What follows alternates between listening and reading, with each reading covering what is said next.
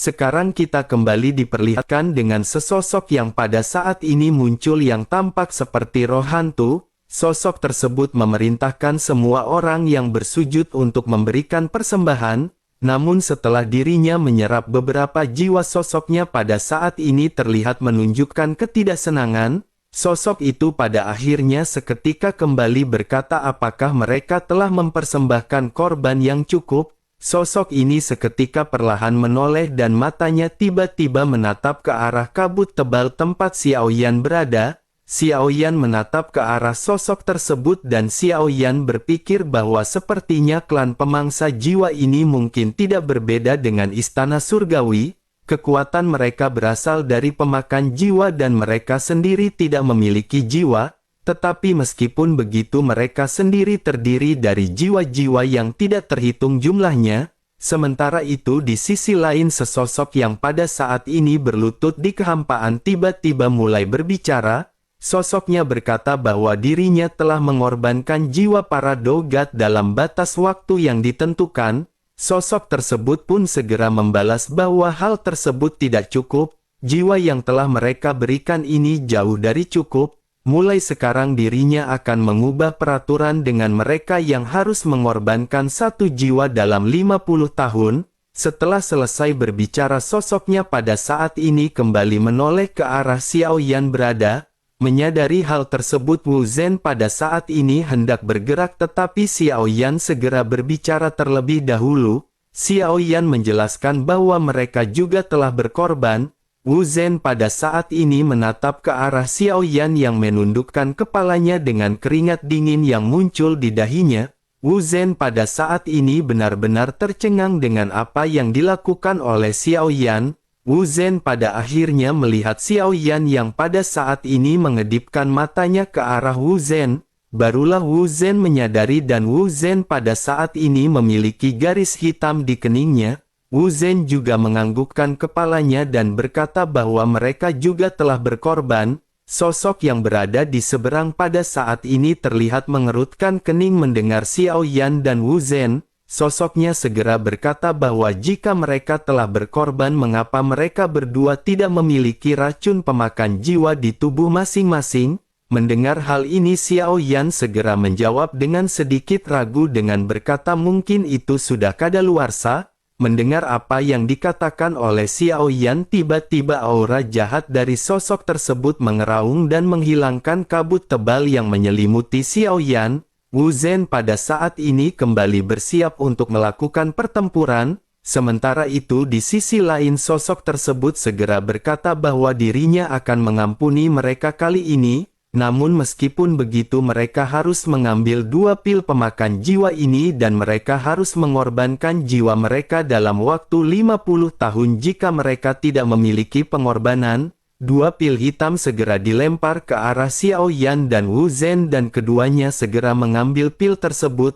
Xiao Yan seketika menyadari bahwa pil ini memancarkan aura yang gelap dan ekspresi jijik muncul di wajah Xiao Yan. Sesaat kemudian api membumbung di telapak tangan Xiao Yan dan pil pemakan jiwa ini langsung terbakar menjadi abu. Wu Zhen juga pada saat ini melakukan hal yang sama dan langsung menghancurkan pil yang berwarna hitam tersebut. Xiao Yan pada saat ini gerak berkata bahwa dirinya tidak bisa menelan makanan seperti ini. Adegan ini seketika menyebabkan sosok yang berada di seberang membekukan pandangannya. Sosoknya lanjut memancarkan aura pembunuh yang ganas ketika menatap ke arah Xiao Yan dan Wu Zhen di kejauhan. Sementara itu banyak sosok yang berlutut pada saat ini diam-diam mulai melarikan diri. Mereka tahu bahwa Xiao Yan dan Wu Zhen di samping bukanlah orang yang biasa. Oleh karena itu jika mereka tetap berada di sini akibat dari pertempuran ini benar-benar akan menjadi ancaman besar. Sementara itu di kejauhan sosok tersebut pada saat ini segera mengeluarkan raungan yang seolah-olah terdiri dari ratusan sosok. Sosoknya berteriak kepada Xiao Yan dan Wu Zhen ketika bertanya apakah mereka mencari kematian. Xiao Yan pada saat ini tidak mengatakan apapun sementara momentum yang kuat segera meledak dari tubuh Wu Zhen. Wu Zhen memancarkan aura membunuh yang kental di tubuhnya. Wu Zhen mengepalkan tinjunya dan bertanya apa yang telah dilakukan oleh klan pemakan jiwa. Wu Zhen pada saat ini benar-benar terlihat marah karena bagaimanapun sebelum Wu Zhen pergi Pulau Xuan Lei ini dipenuhi dengan vitalitas. Wu Zhen berpikir bahwa pulau ini tidak akan bisa dihancurkan oleh siapapun dan Wu Zhen tidak menyangka bahwa pulau ini akan menjadi seperti ini. Sementara itu di sisi lain pada saat ini sosok tersebut juga tentu saja merasa marah dengan apa yang dilakukan Xiao Yan dan Wu Zhen. Di dalam kabut tebal bayangan hitam besar pada akhirnya seketika melintas dan kalajengking beracun setinggi ratusan meter mulai mendekat. Kalajengking ini segera mengeluarkan jepitnya yang beracun ke arah Wu Zhen dengan kekuatan yang begitu kuat. Wu Zhen pada saat ini tampaknya telah bersiap dengan pertempuran ini.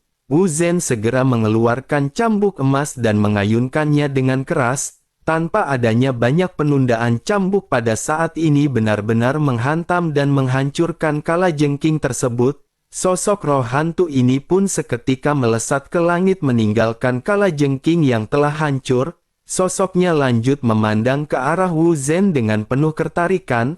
Sosoknya bergumam bahwa sudah lama sekali tidak ada makhluk keabadian di jurang maut. Kebetulan di antara ratusan jiwa miliknya dirinya belum memiliki jiwa tingkat keabadian.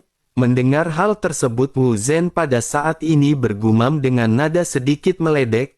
Wu Zhen berkata bahwa dirinya hanya memiliki 100 jiwa di dalam tubuhnya. Jika saja Raja Jiwa yang muncul memiliki 1 juta jiwa mungkin barulah pada saat itu Wu Zhen akan bisa merasakan ketakutan. Menanggapi hal tersebut sosok yang memiliki julukan Raja Jiwa pada saat ini sedikit tersenyum sinis. Sosoknya lanjut berkata kepada Wu Zhen bahwa langkah pertama tingkat keabadian benar-benar begitu sombong. 100.000 jiwa miliknya saja benar-benar sudah lebih dari cukup untuk menghancurkannya. Mendengar keduanya yang adu bacot, Xiao Yan pada saat ini duduk bersila dengan santai di atas kelinci Bing Yun. Xiao Yan melihat dengan puas pertempuran yang akan terjadi di antara keduanya. Wu Zhen juga pada saat ini menggertakkan giginya dan kebencian di hatinya pada saat ini meletus. Wu Zhen lanjut meledek dengan berkata bahwa jika begitu permasalahannya biarkan Wu Zhen melihat apakah 100.000 jiwa ini dapat menghancurkan Wu Zhen. Setelah selesai berbicara cambuk panjang Wu Zhen menyebar dan Wu Zhen pada saat ini segera mengeluarkan busur panjang berwarna emas. Wu Zhen segera menarik-tarik busur dan lesatan cahaya emas yang tidak terhitung jumlahnya seketika mulai dilesatkan. Panah emas yang tidak terhitung jumlahnya pada saat ini tampak menghujani Raja Jiwa yang berada di langit. Setiap anak panah ini mengandung kekuatan keabadian dan trik ini telah digunakan untuk melawan Xiao Yan sebelumnya. Sementara itu di sisi lain sudut mulut dari Raja Jiwa pada saat ini terangkat ketika melihat serangan Wu Zhen. Selanjutnya sosoknya mengangkat tangannya dan jiwa yang tidak terhitung jumlahnya keluar dari tubuhnya. Ribuan jiwa ini seketika mulai meraung menuju ke arah Wu Zhen. Kekuatan dari jiwa-jiwa ini bervariasi dan ada di antara mereka yang langsung dihancurkan begitu terkena panah emas. Namun meskipun begitu ada juga di antara mereka yang pada saat ini masih bisa meloloskan diri dan terus melesat. Melihat hal tersebut Wu Zhen pada saat ini tanpa belas kasihan segera kembali melesatkan anak panah dengan kekuatan yang lebih kuat. Pada akhirnya para roh hantu benar-benar tidak bisa bertahan melawan serangan dari Wu Zhen. Melihat hal tersebut pikiran Raja Jiwa kembali bergerak dan sosoknya lanjut mengeluarkan roh hantu lagi. Roh hantu yang tidak terhitung jumlahnya pada saat ini segera tersebar dan diatur dengan sangat teratur. Roh hantu yang tidak terhitung jumlahnya mengelilingi dan mereka benar-benar membentuk formasi besar. Raja Jiwa juga pada saat ini berteriak ketika mengeluarkan teknik formasi pemusnah mayat hidup. Segera setelah itu roh hantu yang tidak terhitung jumlahnya terlihat meraung ke arah Wu Zhen dari segala arah. Kekuatan spiritual Wu Zhen tidaklah kuat sehingga dirinya pada saat ini merasakan sedikit guncangan di dalam jiwanya. Wu Zhen juga pada saat ini melihat adanya ribuan hantu yang membentuk formasi yang melesat dari langit. Bersamaan dengan hal tersebut, bayangan hitam seketika keluar dari inti formasi yang telah dibentuk oleh Raja Jiwa. Bayangan-bayangan ini melesat ke arah Wu Zan dengan cepat dan Wu Zan yang pada saat ini terlihat sedikit linglung tidak bisa menghindar. Bayangan-bayangan ini pada akhirnya benar-benar berhasil menembus tubuh Wu Zan. Meskipun Wu Zan pada saat ini tidak terluka, tetapi sesungguhnya jiwa Wu Zan pada saat ini mengalami trauma. Wu Zan pun segera terjatuh dalam kondisi tidak sadar. Butuh beberapa saat bagi Wu Zan sebelum akhirnya dirinya berhasil mengembalikan kesadaran miliknya. Tetapi meskipun begitu, Wu Zan pada saat ini masih belum pulih dan masih kesulitan untuk bergerak. Sesaat berikutnya bayangan hitam besar berbentuk ikan busuk seketika keluar dari inti formasi. Dalam waktu sekejap bayangan ikan besar ini menelan Wu Zan dalam satu kali tegukan. Bayangan hitam ini juga langsung melesat ke bawah menghantam tanah menciptakan banturan besar. Kabut berterbangan ke segala arah dan sosok Wu Zan pada saat ini terlihat di dalamnya. Wu Zan terkapar dan tidak sadarkan diri setelah menerima serangan dari formasi Raja Jiwa. Melihat hal tersebut, Raja Jiwa pada saat ini sedikit tersenyum meledek sebelum akhirnya bergegas ke arah Wu Zan. Raja Jiwa kembali menarik banyak pasukan miliknya sebelum akhirnya menciptakan telapak tangan besar. Melihat hal tersebut, Wu Zan pada saat ini mengerutkan kening, dan jika Wu Zan terkena oleh telapak tangan tersebut,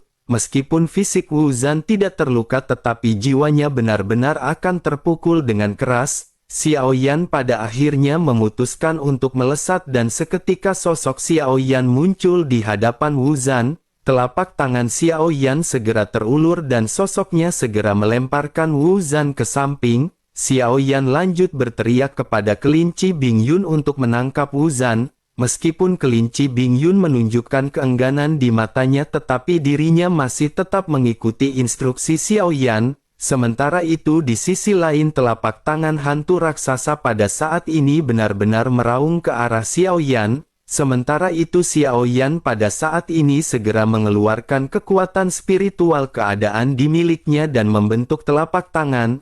Dua belah pihak pada akhirnya saling bertabrakan dan sosok Xiao Yan pada saat ini sedikit mundur. Di sisi yang lain pada saat ini terdengar jeritan tajam dari sosok-sosok roh hantu yang tidak terhitung jumlahnya. Raja Jiwa juga pada saat ini sedikit mengerutkan kening dan ragu-ragu ketika memandang ke arah Xiao Yan. Begitu dirinya merasakan kekuatan Xiao Yan, sosoknya pada saat ini menampilkan ekspresi jijik. Sosoknya lanjut berkata bahwa hanya seorang dogat benar-benar tidak akan layak bertarung dengan Raja Jiwa. Sebaiknya dirinya pada saat ini memiliki kesadaran diri. Dirinya bahkan tidak akan bisa menahan tekanan dari ratusan ribu jiwa milik Raja Jiwa. Xiao Yan pada saat ini menyipitkan matanya dan segera berkata bahwa Raja Jiwa benar-benar terlihat sangat percaya diri. Jika begitu permasalahannya, maka biarkan Xiao Yan melihat seberapa besar tekanan yang dirinya miliki dengan 100.000 jiwa. Xiao Yan pada saat ini terlihat memiliki ekspresi yang berbinar dan tentu saja yang benar-benar membuat Xiao Yan bersemangat bukanlah pertarungan ini. Xiao Yan sangat bersemangat dengan keberadaan 100.000 jiwa yang sangat besar di dalam jiwa dari Raja Jiwa. Jika saja labu dewa bermata 9 bisa menyerap 100.000 jiwa ini, sangat dimungkinkan untuk Xiao Yan bisa mengaktifkan karakter dari simbol keempatnya. Selain itu Xiao Yan juga sudah lama tidak menggunakan keterampilan bertarung spiritual. Xiao Yan memiliki dua keterampilan bertarung spiritual yang benar-benar sudah lama tidak digunakan. Meskipun begitu Xiao Yan menyadari bahwa jika pada saat ini Xiao Yan ingin menggunakannya, teknik tersebut tentu saja akan memiliki efek yang lebih besar jika dibandingkan dengan masa lalu. Sementara itu di sisi lain mata dari Raja Jiwa terlihat suram dan roh hantu yang tidak terhitung jumlahnya sekali lagi melonjak. Banyak roh hantu pada saat ini meraung dan sosoknya kembali menggunakan susunan jiwa seperti sebelumnya ketika dirinya menghadapi Wu Zan.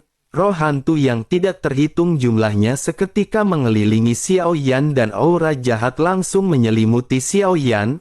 Aura ini juga membuat wajah Xiao Yan sedikit gelap. Tampaknya akan sangat sulit bagi Xiao Yan untuk melawan roh jahat yang dihasilkan oleh roh hantu ini tanpa menggunakan klon dewa asli. Xiao Yan pada akhirnya segera bergabung dengan klon dewa asli dan origin Qi Xiao Yan seketika mulai melonjak. Xiao Yan juga pada saat ini segera bertanya kepada Goyan apakah ini adalah formasi yang bisa dihancurkan oleh Goyan. Goyan pada saat ini bisa melihat formasi tersebut sekilas dan berkata bahwa itu hanyalah formasi tingkat rendah.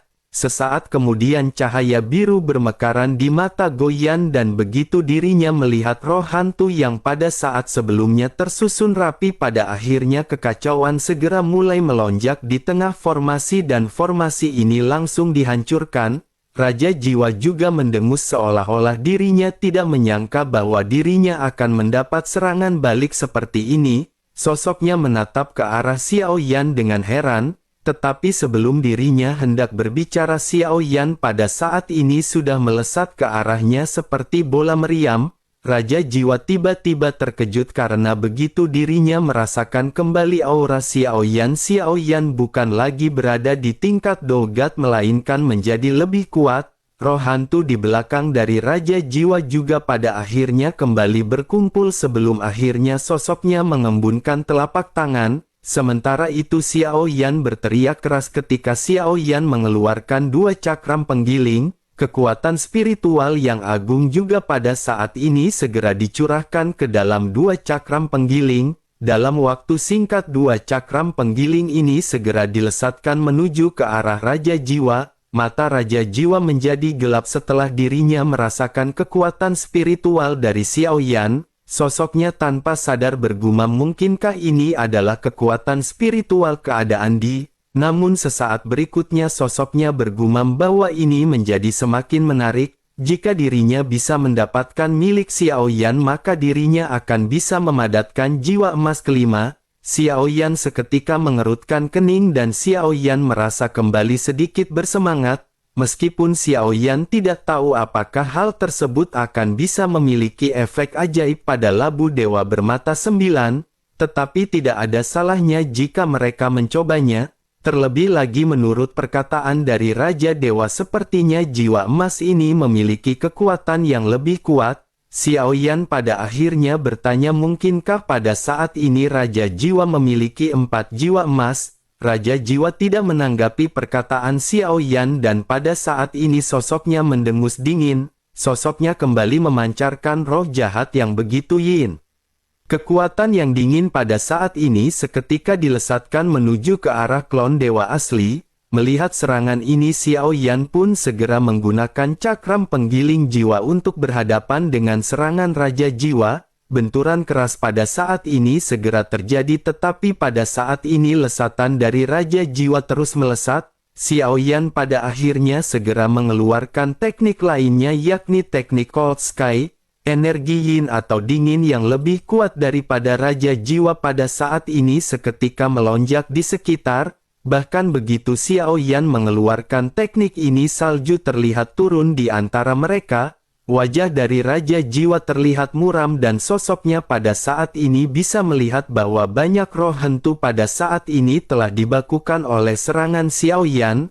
Raja Jiwa pun seketika menggertakkan giginya dan sosoknya kembali berteriak dengan dingin ketika mengeluarkan jiwa emas pertama. Dalam sekejap mata sosok jiwa pada saat ini seketika keluar dari bayangan di belakang Raja Jiwa. Jiwa ini terlihat berbeda dengan jiwa-jiwa yang lainnya. Sosoknya juga memegang tombak emas dan meskipun terlihat seperti manusia tetapi masih belum bisa dipastikan apakah sosoknya manusia atau campuran dengan binatang. Sosoknya pada saat ini tanpa banyak penundaan lagi segera melesatkan tombak emasnya ke arah Xiao Yan. Xiao Yan pada saat ini terlihat sangat gembira dan bertanya apakah ini adalah jiwa emas. Xiao Yan benar-benar dipenuhi dengan semangat begitu melihat jiwa emas yang meraung ke arah Xiao Yan. Mata berbinar Xiao Yan pada saat ini seolah-olah berkata sebaiknya mereka segera datang ke mangkuk makan Xiao Yan. Namun meskipun begitu Xiao Yan juga menyadari bahwa jiwa ini berbeda dari jiwa yang biasanya.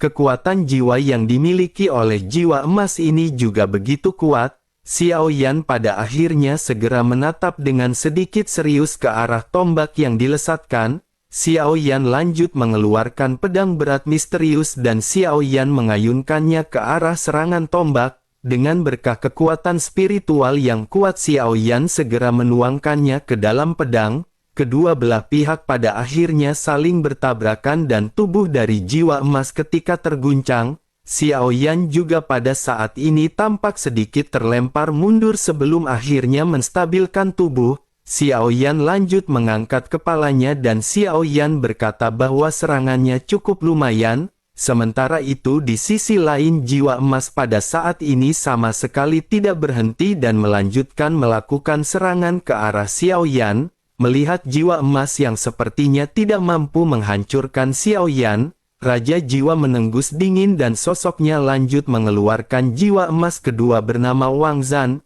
Dua kapak berlumaran darah terlihat dipegang oleh bayangan jiwa yang baru saja muncul. Sosoknya tanpa basa-basi segera mendekati Xiao Yan dan melakukan serangan. Dua sosok bayangan pada saat ini berhadapan dengan Xiao Yan dan meskipun begitu Xiao Yan pada saat ini tampak masih belum terluka oleh keduanya. Xiao Yan juga lanjut bergumam bahwa dua jiwa emas ini memiliki kekuatan yang lumayan. Sementara itu Raja Jiwa pada saat ini menjadi semakin kesal melihat Xiao Yan yang sama sekali tidak terluka. Sosoknya pada akhirnya segera kembali memanggil jiwa yang tidak terhitung jumlahnya untuk mengelilingi Xiao Yan. Bersamaan dengan dua jiwa emas yang terjerat dengan Xiao Yan, ratusan ribu sosok pada saat ini mulai kembali membentuk formasi sebelumnya. Setelah selesai membentuk formasi, Raja Jiwa juga tidak tanggung-tanggung segera mengeluarkan jiwa emas yang tersisa. Raja Jiwa memerintahkan jiwa emas ketiga bernama Bu Jing dan jiwa emas keempat bernama Xiu Yuan untuk keluar. Dua sosok pada saat ini seketika muncul dan empat bayangan benar-benar mau nyerang Xiao Yan. Sementara itu Xiao Yan pada saat ini menjadi semakin bersemangat begitu Xiao Yan melihat hal ini. Namun meskipun begituan pada saat ini sedikit terkejut begitu melihat jiwa emas ketiga bernama Bu Jing. Sosoknya memiliki kabut berwarna ungu dengan belati sebagai alat penyerangan. Xiao Yan pada saat ini segera teringat kepada rekannya di tim Fearless yang juga memiliki tipe serangan yang sama. Namun Xiao Yan juga teringat bahwa Xiao Yueli telah mengatakan semua orang dalam kondisi baik-baik saja. Xiao Yan yang sedikit terguncang pada akhirnya menghela nafas lega dan segera kembali fokus dalam pertempuran. Xiao Yan pada saat ini terus-menerus menahan serangan yang dilesatkan oleh empat jiwa emas. Namun sesaat kemudian Xiao Yan pada saat ini segera mengeluarkan labu dewa bermata 9. Xiao Yan langsung menyerap salah satu di antara mereka yang bernama Bu Jing. Dalam sekejap mata jiwa emas yang tersedot ke dalam labu dewa bermata 9 segera memutuskan kontak dengan Raja Jiwa. Raja Jiwa juga pada saat ini ekspresinya benar-benar berubah menjadi sangat marah setelah dirinya kehilangan jiwa emas miliknya. Sosoknya segera berteriak bahwa Xiao Yan benar-benar berani menelan jiwa emas miliknya. Jika begitu permasalahannya maka Xiao Yan pada saat ini akan berakhir dalam kematian. Bersamaan dengan teriakannya sosok monster yang besar pada saat ini segera keluar dari formasi. Monster ini tanpa banyak basa-basi segera mulai melakukan serangan ke arah Xiao Yan. Sementara itu Xiao Yan pada saat ini tidak terlalu memperhatikan kemunculan monster tersebut. Xiao Yan pada saat ini terfokus pada tiga jiwa emas yang ingin ditangkap oleh Xiao Yan. Pada saat ini Raja Jiwa juga menyadari maksud Xiao Yan dan segera menarik mundur tiga jiwa emas yang tersisa. Namun tentu saja dengan kecepatan Xiao Yan mereka semua pada saat ini benar-benar bisa disusul. Bayangan hitam yang baru saja muncul dari formasi juga pada saat ini terus-menerus mengejar Xiao Yan. Bersamaan dengan hal tersebut Xiao Yan pada saat ini segera memerintahkan Goyan untuk bertindak. Goyan pun segera kembali melonjakkan cahaya biru di matanya mengakibatkan bara roh hantu yang tersusun rapi seketika buyar. Dalam sekejap mata formasi ini juga seketika hancur, begitu pula dengan bayangan hitam. Pada saat yang bersamaan pada saat ini Wu Zhan di kejauhan juga telah kembali tersadar. Begitu dirinya membuka matanya, dirinya melihat adanya pertempuran dan sosoknya buru-buru berdiri. Namun sensasi kesemutan yang datang dari jiwa Wu Zhan membuat Wu Zhan segera mengatupkan giginya. Meski di permukaan Wu Zhan tampak baik-baik saja, hanya Wu Zhan yang tahu di dalam hatinya bahwa jiwanya telah mengalami banyak trauma kuat. Wu Zhan benar-benar membutuhkan beberapa waktu untuk memulihkan hal tersebut. Mata Wu Zhan pada saat ini sedikit menyipit dan dirinya hanya bisa menggertakkan giginya melihat Xiao Yan yang bertempur. Sementara itu di sisi lain Xiao Yan kembali memfokuskan dirinya kepada 3 jiwa emas yang berlari-larian. Xiao Yan pada saat ini berteriak sebaiknya mereka jangan berlari, ada surga di dalam labu ini dan mereka pada saat ini sebaiknya menyerahkan diri. Melihat apa yang dilakukan oleh Xiao Yan, Raja Jiwa pada saat ini sepertinya tidak lagi memiliki cara untuk menghadapi Xiao Yan. Dirinya hanya bisa menarik semua jiwa emas sebelum akhirnya melarikan diri, namun tanpa diduga dalam waktu singkat Xiao Yan pada akhirnya benar-benar telah mendapatkan semua jiwa emas miliknya. Raja Jiwa pada saat ini benar-benar marah dan sosoknya seketika meraung ke arah langit. Bersamaan dengan hal tersebut bentuk tubuhnya pada saat ini membengkak di tengah badai yang mulai tercipta. Ratusan ribu jiwa juga pada saat ini segera memasuki tubuhnya dan sosoknya pada saat ini tampak ingin berubah ke wujud aslinya. Sementara itu Xiao Yan pada saat ini meledek ketika bertanya apakah memang berguna jika dirinya merubah bentuk tubuhnya. Raja Jiwa pada saat ini tidak menanggapi Xiao Yan dan tubuhnya pada saat ini benar-benar telah berubah menjadi monster berkaki 1000. Suara raungan yang melengking dengan keras pada saat ini juga terdengar ketika Raja Jiwa mengeluarkan teriakan. Melihat hal tersebut Xiao Yan pada saat ini tidak ingin lagi banyak basa-basi dan Xiao Yan memutuskan untuk melangkah maju. Xiao Yan pada saat ini segera mengeluarkan teknik 7 langkah mengejutkan. 4 langkah pada saat ini dikeluarkan oleh Xiao Yan sekaligus dan kekuatan yang menakjubkan mulai terbentuk. Kehampaan di atas kepala Xiao Yan pada saat ini robek menampilkan telapak kaki besar yang keluar. 4 bayangan besar pada saat ini turun satu demi satu dan melesat dengan ganas ke arah Raja Jiwa. Raja Jiwa juga pada saat ini kembali meraung melihat serangan yang dilesatkan oleh Xiao Yan. Pada saat yang sama bola cahaya hitam seketika mengembun di atas jiwa-jiwa yang meraung yang tidak terhitung jumlahnya. Sesaat kemudian seberkas cahaya hitam pun meledak mengarah ke arah bayangan kaki milik Xiao Yan. Xiao Yan sedikit mengerutkan kening melihat apa yang baru saja dilakukan oleh Raja Jiwa. Serangan lesatan cahaya ini sangat mirip dengan metode yang digunakan oleh roh hantu dari mansion surgawi. Ini adalah sinar nirwana yang pada saat sebelumnya digunakan untuk menghancurkan Xiao Yan. Xiao Yan pun mencubit dagunya dan tampak berpikir mungkinkah mereka berasal dari garis keturunan yang sama, namun masih tidak diketahui yang manakah di antara mereka yang merupakan ras murni dari keduanya. Xiao Yan pada akhirnya menghela nafas dan menatap ke arah lesatan cahaya hitam yang bertemu dengan bayangan kaki Xiao Yan. Keduanya tiba-tiba meledak dengan suara yang keras yang memekakkan telinga. Selama pertempuran sengit di antara Xiao Yan dan Raja Jiwa banyak juga sosok yang keluar dari kabut tebal. Mereka menyaksikan pertempuran ini di kejauhan dan mata mereka tertuju pada Xiao Yan dengan tatapan ngeri. Mereka bertanya-tanya siapakah yang berani datang ke jurang maut untuk menyerang para Soul Eater atau pemakan jiwa. Alasan mengapa jurang maut ini menjadi area terlarang adalah karena ini adalah wilayah dari klan pemakan jiwa. Jadi bukankah sama saja dengan mencari kematian bagi seseorang yang mengambil tindakan di sarang orang lain seperti Babang Tambo Xiao Yan sang duta pertobrutan ini?